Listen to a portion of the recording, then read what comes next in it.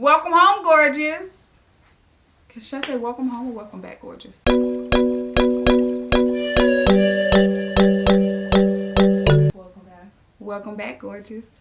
I'm Chrissy, and you are here at Chrissy Savage Moments. And here we talk about all things interior mommyhood. Because I got three girls. Twins, Kristen, Kirsten, who are 15. Kylie, who's 8, is going on 28, I think, because she's a whole grown woman. But anyways, back to what I was saying. We have a little bit of life. Well, no, we got a lot of lifestyle. Because, at the end of the day, what we doing? We're talking about our life and styling it. So today's episode of Chrissy Savage Moments, we're going to go ahead and talk about what are some things that you can do to make your kitchen just spruce it up a little bit, right? I think we all are at home, and we're noticing a lot of our home's imperfections that normally we wouldn't think twice about it, but now they're driving us crazy. Why are they driving us crazy? Because we're looking at it all day. So here are a few things that I would say or suggest to spruce up your kitchen. 1, switch out your hardware, your knobs. That's first. If you are feeling a little antsy, jumpy, froggy, paint those cabinets. It doesn't matter what type of cabinet it is. Paint the cabinets. And I say darker colors for more drama. You want it to be a little dramatic. Doesn't matter if it's small, big, little, whatever. Dark color is still going to give you that drama. Just make sure that you do have enough overhead lighting so that you can still see. Paint your cabinets if you can. And if you think that dark all across the board is just too much, then do a contrasting color. So perhaps maybe let's do a seafoam green, which is the super light green, and a hunter green on the bottom, or do white, gray, white, green, white, black, whatever your heart desires. But paint your cabinets if you can. Make sure you strip them before you decide to go ahead and just paint. No, you cannot just one go paint and say, ooh, it looks good. No, because then you're going to be really upset. So that would be my second. If you can change up your floors, great way to change up your floors is also to paint. Paint. I'm going to keep saying this, right? If you choose to paint your floors, you have to seal it with an epoxy or some type of resin, okay? You can do peel and stick tiles, and if you have time and you are ready to get it in, tile your floor, and you can also tile your floor or laminate hardwood. There is a cutter that you can just purchase for like $20. You don't even have to rent it because the cost of the renting of it would be the same amount as the cutter. So buy the cutter, and that way you can use it again in whatever new project. So January is not the month to purchase major appliances. Why? You typically should purchase those during the summertime. I believe you have to look at Consumer's Digest. Consumer's Digest. They have a great, I guess, what's it called? Kirsten, what's it called? I don't know. Ooh, not interview. What's another word? They have a great article. Consumer's Digest, I would suggest using them. They have great articles on which appliances will work best for you and all of your needs. Always check the appliances prior to purchasing. Don't just buy the first thing you saw because it's on sale. Because what if you get home and it doesn't work? Or what if you get home and then it works for like 2 years and then it's out of warranty? So then you're upset. Do a little bit of research when it comes to your kitchen appliances. Major appliances, period. So, don't purchase new appliances right now. I know you're itching to do it. Don't do it. Just hold off if you can. If you can't, then go to your nearest Sears outlet, Home Depot, Lowe's, order it online, whatever you need to do to get it.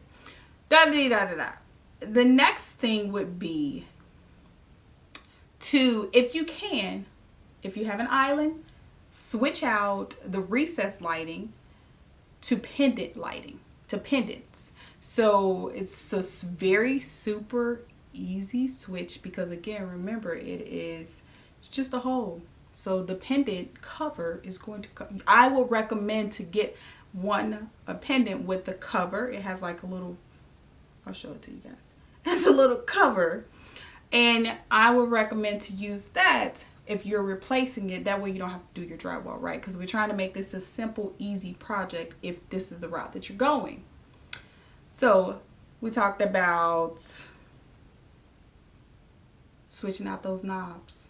Switch them out. Switch out your knobs. If you're feeling froggy and jumpy, like, ooh, I want to do it, paint your cabinets. You can paint them or you can wrap them. Flooring. You can also paint your floors. Just make sure that you use some type of protectant. Epoxy, resin, whatever it is. If you choose to do resin, please make sure that you air your house out. Resin has this odor, aroma. I don't even call it aroma. It has a very, very strong odor. If you have children, I would advise that they are not in the house. Pets either. So that is like my warning. Don't do resin with your children or pets in the home.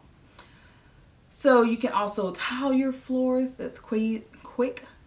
It's not quick. Let me be realistic. It's not quick, but it is cost efficient. It's cost effective as well. Laminate, I would say go with a pergo because this is a high traffic area, as well as you're going to drop water, food, all of the good stuff on it. You're going to drop it on there. So hardwood floors, we have hardwood floors in our kitchen, or we will have hardwood floors in our kitchen. Apparently they have been there since the beginning of this house when the house was built. So we are going to uncover the hardwood floors in the kitchen and the dining room. Why? Because I love hardwood floors. We have a 1950s Cape Cod fixer-upper, and that is what we are doing right now. We are fixing up our home. I will say this, depending on the age of your home, please be mindful and be careful of asbestos. There are kits that you can purchase and you can send it out to a lab. I say if your home was built, I think it's like 1950 through 1970, 80s, dang, almost near, I would test it out.